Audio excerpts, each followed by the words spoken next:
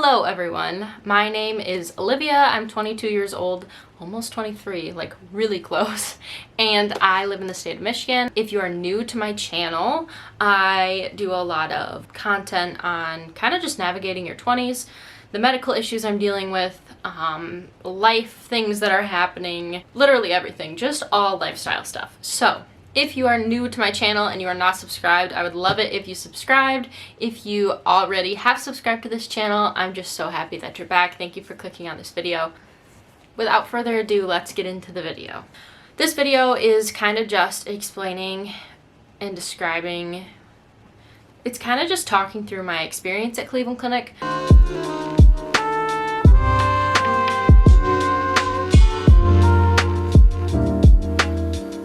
It is also known as the second best hospital in the world. That is what Cleveland Clinic is. They have multiple specialties. I was doing a little bit of research on it last night because I just enjoy doing research for my videos. And the first face transplant to be done in the United States was actually at Cleveland Clinic, which I just thought was very interesting. And someone else may not find that interesting at all.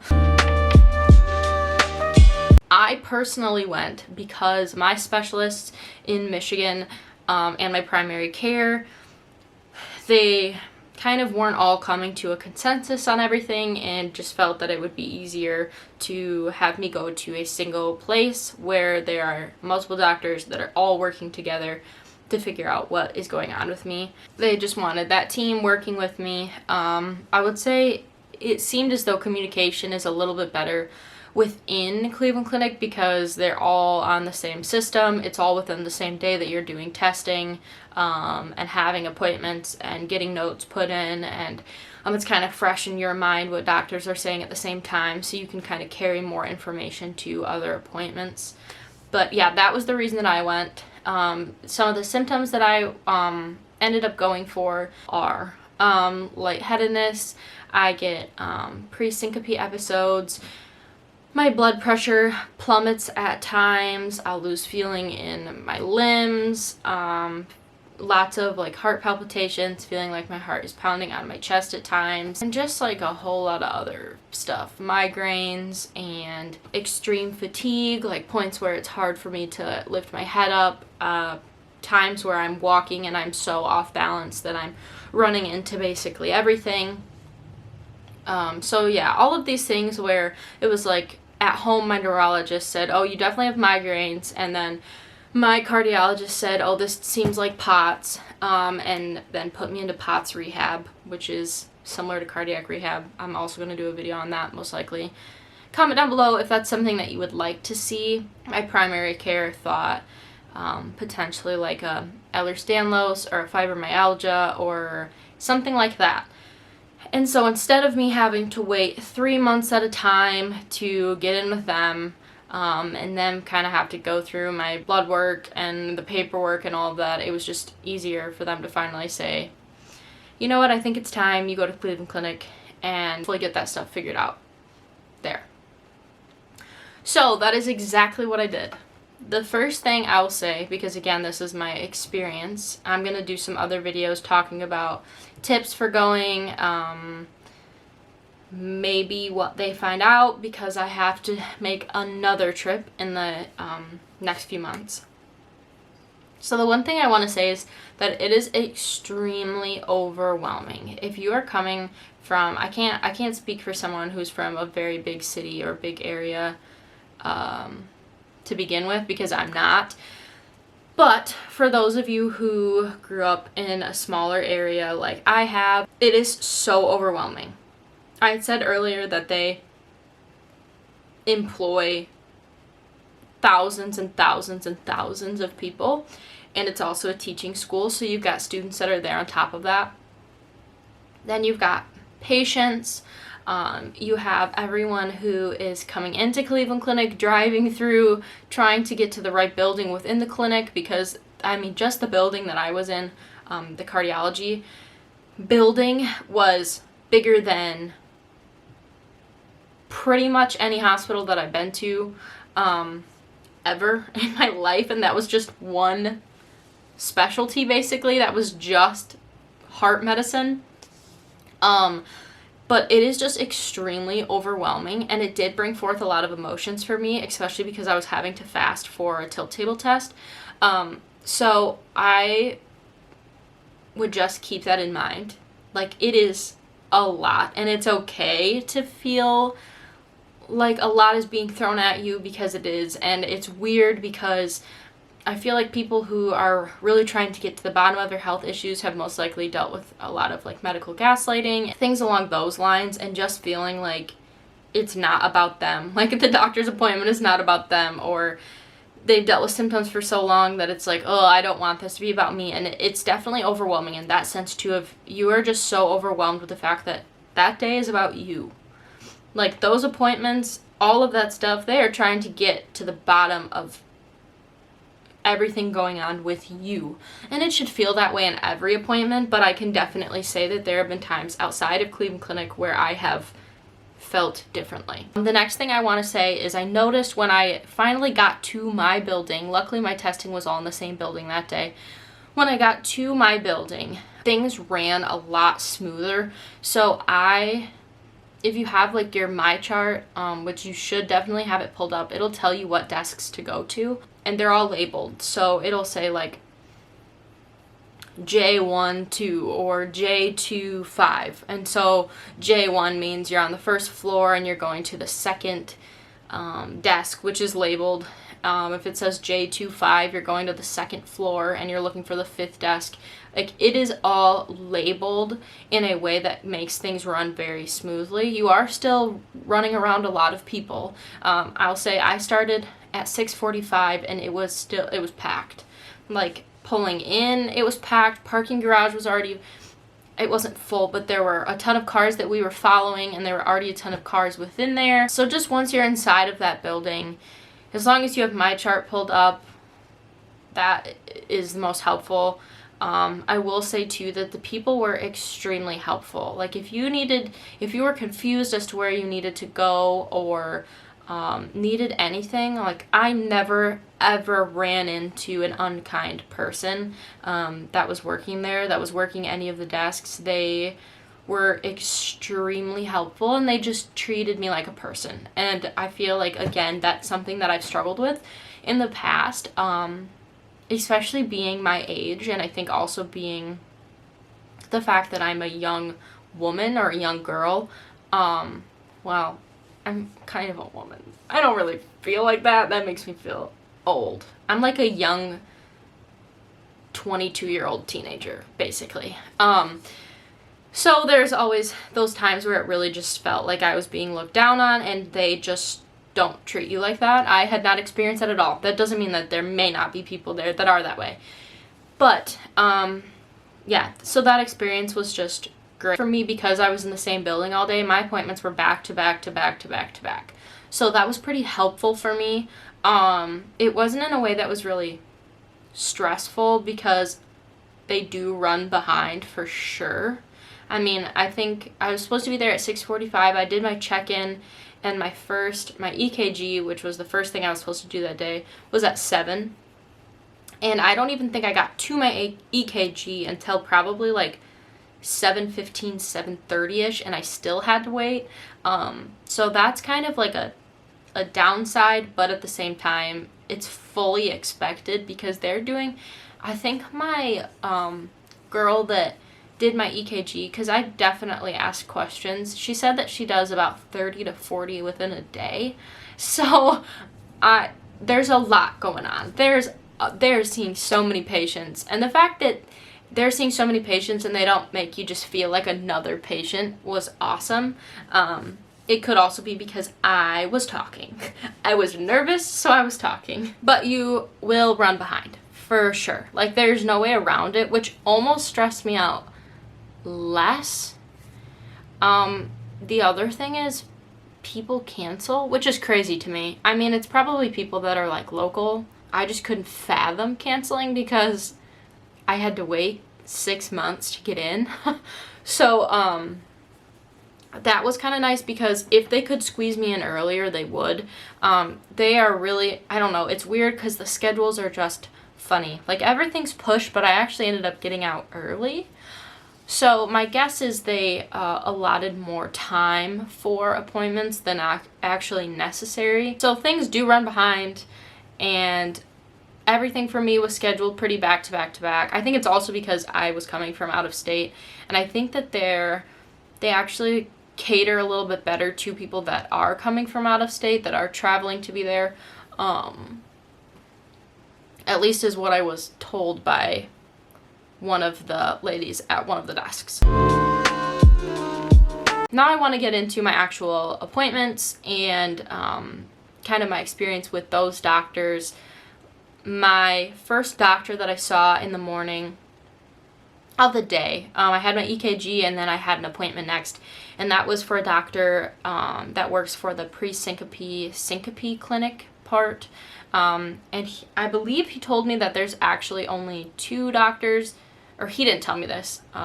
Another lady at the desk told me that there's only 2 syncope specialists within the hospital, so that's why it takes so long to be able to get into them. He was phenomenal. Like, that was one of the best experiences that I've ever had with a doctor ever in my life.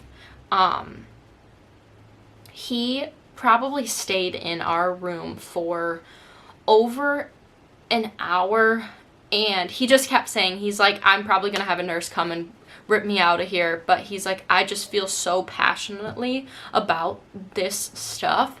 And he was so knowledgeable. I had my boyfriend in the room with me, and that's the first thing that he said when we walked out.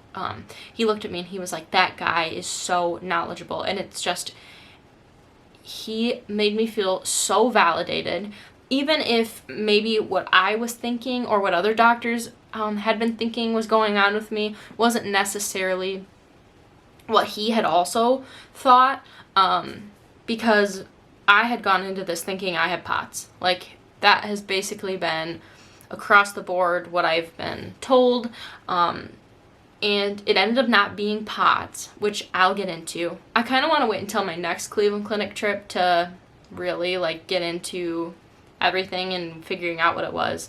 He didn't think it was POTS. He thought it was a different type of orthostatic intolerance. POTS is a syndrome of orthostatic intolerance. So he thought that it was a different type of orthostatic intolerance besides POTS, and potentially also having vasovagal episodes. And he was saying it's not just vasovagal, it's something else as well, which just made me feel good, because it wasn't like he wasn't trying to write things off. He wasn't trying to push it onto something else. He wasn't any of that. He was sitting there and he was talking through everything with me, and it was just something that I really appreciated. And he even wrote in my notes afterwards that he was validating the fact that those symptoms were happening and that they are being caused by something. So that just made me feel like for him to even put 6 or 7 paragraphs in my notes afterwards, just made me feel like, oh, I'm a human and I'm not being dramatic and I am experiencing these things, and I'm not being written off as some person with anxiety that's dumping it all on, and having it actually be my anxiety, like any of that. Anything that I've dealt with in the past, he just completely, like, cut that out. He also wasn't pushing medication, which I really, really, really respected.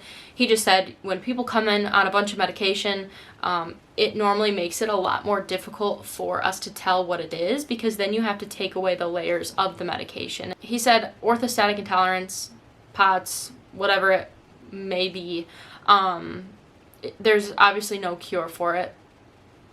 So he said there is like one medication that you can get put on that slows your heart rate down, and he said the problem is that when you start dumping medications on someone, there are always side effects of medications, or always can be side effects. So there are times where you're actually doing that person more harm by putting them on medication, because all of a sudden they are dealing with all of these other side effects and maybe not dealing with what they were originally when they came in.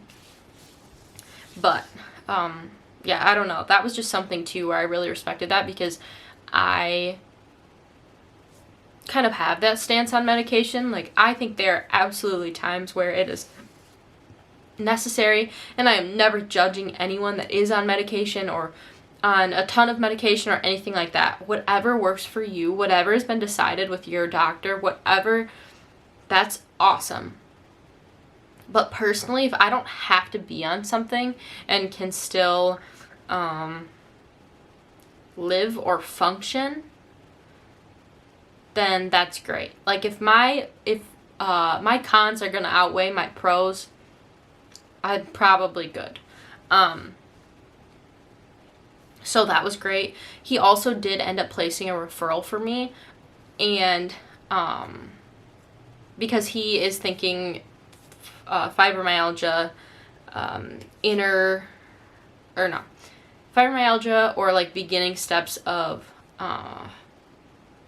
rheumatoid arthritis. So he put in a referral for me for rheumatology, which is awesome because I know rheumatology can be pretty difficult to get into. At least I dealt with that in Michigan, and that's why I was never able to see one. So, yeah, he did do that for me, and I didn't even have to ask. He just said, I think this is what it is, and I think it's also orthostatic intolerance, and I think it's also vasovagal, but I don't think it's just those things. I think it could be the fibromyalgia or the whatever. He did that and immediately placed a referral for it. And even talked with me a little bit about those things, like how I was feeling in other areas, maybe not just my pre-syncope episodes or anything like that. Which again is just a way to make someone feel so validated. Like he was hearing every single symptom that I was throwing at him, and he wasn't then looking in my chart and saying, oh, it's anxiety, or oh, this, or oh, that, because that has been such a common occurrence for me, is seeing anxiety in my chart and then nothing coming forth after that. Like, oh, you're getting palpitations because you're anxious, or oh, you're feeling dizzy because you're anxious. And yeah, those are things and those are symptoms, and if someone that's dealing with them and it's stemming from anxiety, that can be debilitating too. Like anxiety can be debilitating. I know, I deal with it. But I think because I deal with those things, I also am aware of when it's not being caused by anxiety. So yeah, he was great. And then I did my tilt table test. They had gluten-free, dairy-free snacks because you have to fast for your tilt table test. And they had gluten-free and dairy-free snacks after. For me, they weren't like deliberately, it wasn't like purposefully gluten-free crackers, but it was just nice to have options where I could eat something and I could drink something. And luckily, the way that they scheduled me, I was able to go eat right after, and my doctor actually said, I would encourage you to eat after, because I'd asked, well, am I good to eat after? Because I knew I had more appointments and testing afterwards, and he said, absolutely, I would encourage you to eat. And so I don't know if that's normally how they schedule it, where they do tilt table and then you get food after or what, but that was definitely a perk for me. And so I went down and we went to the cafeteria, and again, not like any other cafeteria I've been in. It had like probably like 6 restaurants. 1, 2, 3. Yeah, I would say it probably had about 6 restaurants, and then it had like the cafeteria style, like buffet kind of. It was nice too because I went and ate at a place called Aladdin's. Super good chili. If you ever end up at Cleveland Clinic and are trying to find a place to eat, Aladdin's has good chili. So I went there, and it was nice because the menu actually had like, it was already in some ways an allergen menu. Like it told you whether something was vegan, vegetarian, or gluten-free. And it listed off the ingredients, obviously, for the meal. So that was just helpful too, because I could look at it and I could say, oh, gluten-free, and it says vegan, which means there's not going to be dairy in it, which I can't have. So that made the process of getting food a little bit easier for me. And yeah, we sat down and we ate, and I had plenty of time to eat. And then I ended up getting down to appointments early and into appointments early, which is how we ended up leaving early. I don't have a ton to say about my afternoon. I didn't mind my doctor in the afternoon. It was kind of hard because the reason I was seeing him was because of suspected Ehlers-Danlos, and That's what it was. I got pulled into the room early, and I ended up sitting in a room after talking to a nurse for an hour waiting for him to come in, which, again, schedules are crazy there. I'm not mad about it. Like, I had no other place to be, no better place to be. I was stuck in Cleveland, Ohio until I was done at that hospital, and then we were going straight home. So, yeah, but that did take a while. I think they pulled me back on accident, honestly. I think they didn't realize that they were so far behind, which, whatever. And the doctor did actually pop in to check on me and let me know, like, hey, 5 more minutes, 10 more minutes, and then left to go see another patient, which made me feel good too, because at least I kind of had an idea of what was going on. By the end of the day, I ended up getting 3 referrals, or not true.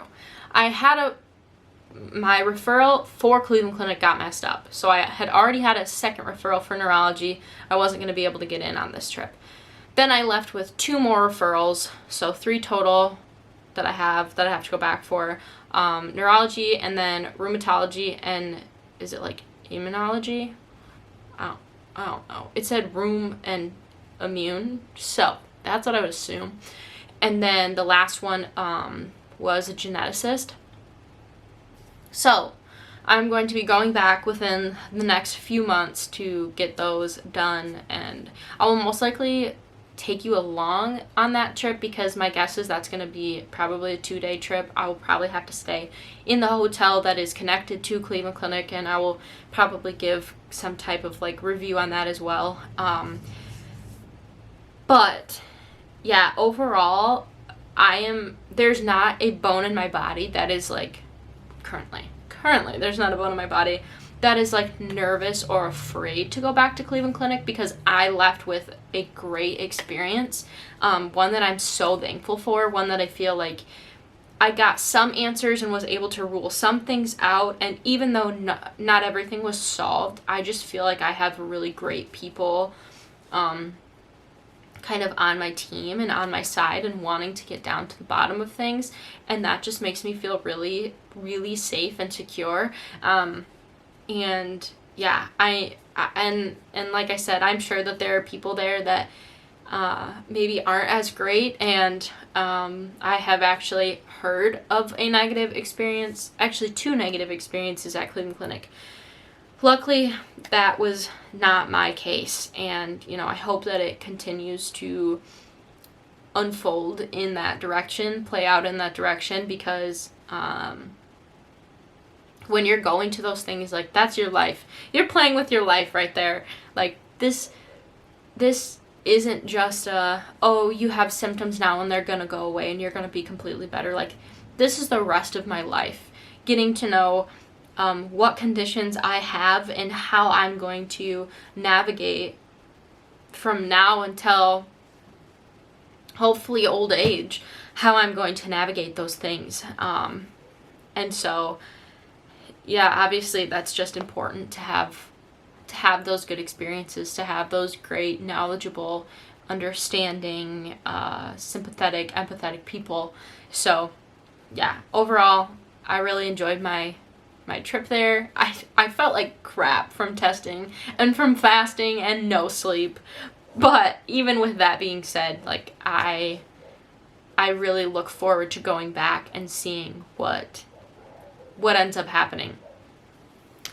So, yeah, that is everything. I hope that was helpful. I know it's kind of a rambly video, but I mean, it is just something where I feel like that is the most organized way to kind of discuss any of it. But I hope it was helpful. I hope that if you are going to Cleveland Clinic in the near future, that things go well for you. I am praying for you. I'm rooting for you. I'm cheering you on.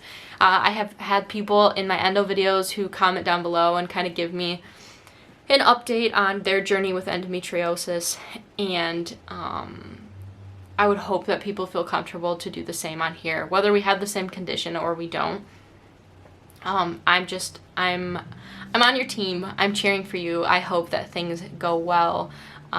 If this was something where you're watching because you're kind of deciding on Cleveland Clinic, then, you know, I would say that if you have the opportunity to get in, take advantage of it. It's just,